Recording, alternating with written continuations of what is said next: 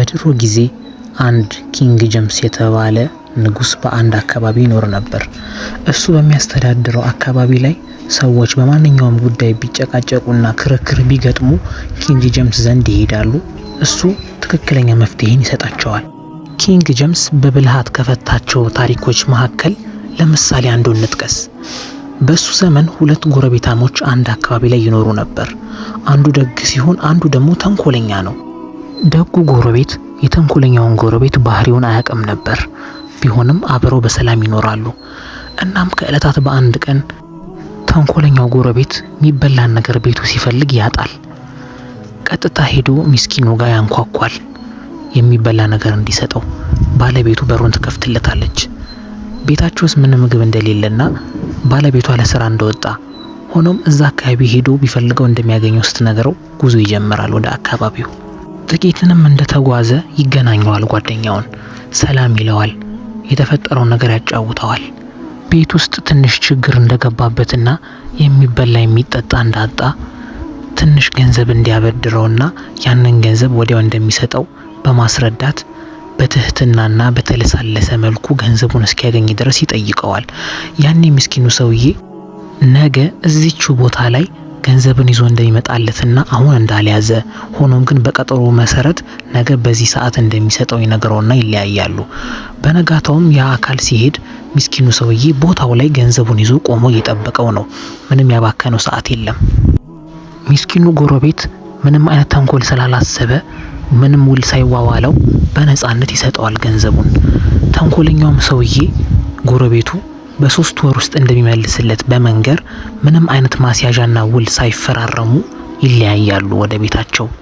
እነሆ ማይደርስ ነገር የለምና ቀኑ ደረሰ።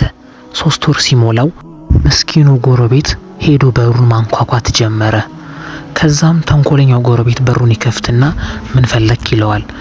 በ3 ወር ውስጥ ገንዘቤን ሰጣለሁ ብለኸኝ ነበር ሲለው ይክደዋል።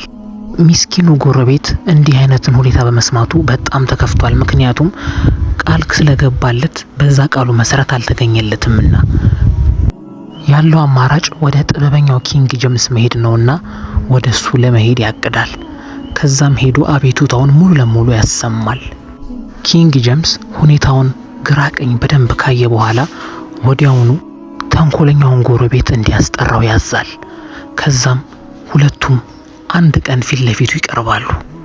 ንጉሱም ወዲያውኑ ተንኮለኛውን ሰውዬ ይህን ነገር እንዳደረገ በሚጠይቀው ጊዜ ተንኮለኛውም ጎረቤት ወደፊት ቀረብ ይልና ውሸት ነው፣ ምንም አይነት ገንዘብ አልሰጠኝም፣ እሱ እያለ ያለው ገንዘብ በ3 ወር ሰጣለሁ እያለ ነው፣ ግን ምንም አይነት ገንዘብ አንድ ቀንም ቢሆን ተቀባብለንም ተዋውለንም አናቅም በማለት ሙሉ ለሙሉ የተፈጠረውን ነገር ሽምጥጥ አድርጎት ይክዳል። ለዚህም ማስረጃ የለውም እያለ አይኑን ያየዋል። በተራ ምስኪኑን ጎረቤት ያስጠራውና ይህን ለተናገረው ንግግር ማስረጃ ይኖረው አይኖረው ይጠይቀዋል። በዚህ ሰዓት ምስኪኑ ጎረቤት ቀረብ ይልና ምንም አይነት ማስረጃ እንደሌለው ይናገራል። ብቻ ጎረቤቴ ስለሆነ አምነዋለሁ በማለት በመተማመን ነበር የሰጠው። ያኔም ንጉሱ ኪንግ ጀምስ ግራ ቀኙን በማየት ጥበቡን የተሞላበትን ማስተዋሉን ማስፈር ጀመረ። ለምስኪኑ ጎረቤት ገንዘብ የተቀባበላችሁበት ቦታ ሄደህ አፈሩን ዘግነህ ይዘህና ይለዋል። ያኔም ምስኪኑ ሰውዬ ጉዞ ይጀምራል። ኪንግ ጀምስ ይሄኔ ብልጠቱን መጠቀም ጀመረ። ጠራውና የሄደበት ጉዳይ እኮ ቆየ ሲለው ሞኙ ሰውዬ ወይም ተንኮለኛው አይ ቦታው እኮ ሩቅ ነው አለው። ያኔ ኪንግ ጀምስ ከት ብሎ ይስቃል። ምክንያቱም ሌባው እሱ መሆኑን ተረዳ። አየህ አይደል ከጉዳዩ ንጹህ ብትሆን ኖሮ ቦታውንም ጭራሽ አታቆም ነበር። አሁን ግን እኔ አውቄብሃለሁ በማለት ፍርዱን ለምስኪኑ ሰውዬ ያደርግለታል። ወዲያውም ወደ እስር ቤት ይከተዋል በውሸት ስለማለ። ምስኪኑም ሰውዬ ገንዘቡን ይቀበላል። ሌላኛው አስገራሚ የኪንግ ጀምስ የፍትህ ታሪክ ደግሞ ወደ 3 ልጆች ወዳሉት ሽማግሌ ታሪክ ያቀናልናል። አባትየው ኑዛዜን ይጽፍላቸውና ይሞታል።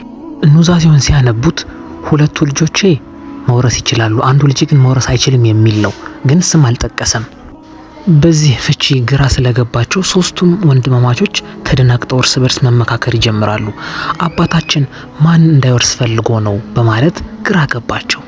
ይህንን ውሳኔ የሚፈታላቸው አንድ ጥበበኛ ንጉስ እንዳለ ስለሰሙ ወደ ኪንግ ጄምስ ለማቅናት ሶስቱም ይስማሙና ወደ ኪንግ ጄምስ ጉዞ ይጀምራሉ። ወዲያውም የተፈጠረውን ነገር ለንጉሱ ያስረዱታል። ኪንግ ጄምስ ሁኔታው አስደንግጦታል። እስኪ ኑዛዜውን ይላቸዋል። ወረቀቱን ይሰጡታል። ኪንግ ጄምስም ተቀብሎ ኑዛዜውን ያነባል። ትንሽ ይወሳሰብበታል፣ ምክንያቱም እንዲህ ያለ ነገር ከዚህ ፊት አጋጥሞት አያውቅምና።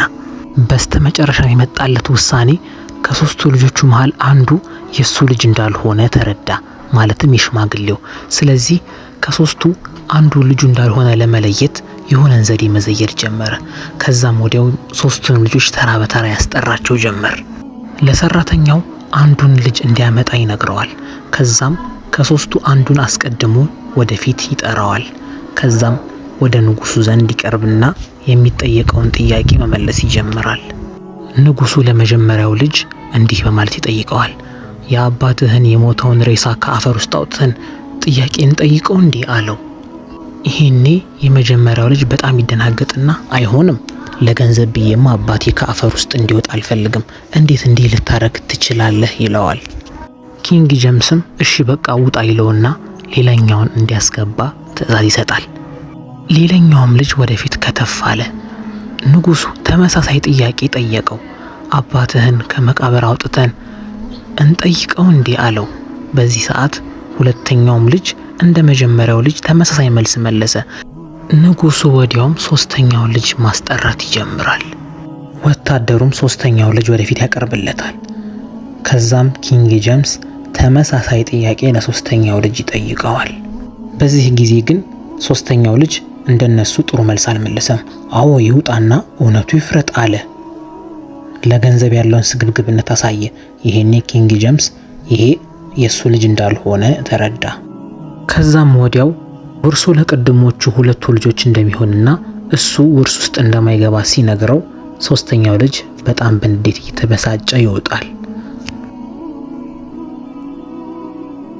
በንጉሱ የአፈታት ዘዴና ብልጠት ተገርመው ወደ ቤታቸው ሄዱ። እነሆ የኪንግ ጄምስ ታሪክ በዚህ አያበቃም። ኪንግ ጄምስ ለሀገሪቱ ብዙ ውለታዎችን ውሏል። እነሆ ለዛሬ እነኝን ሁለቱን ታሪኮች አቅርቤላችኋለሁ።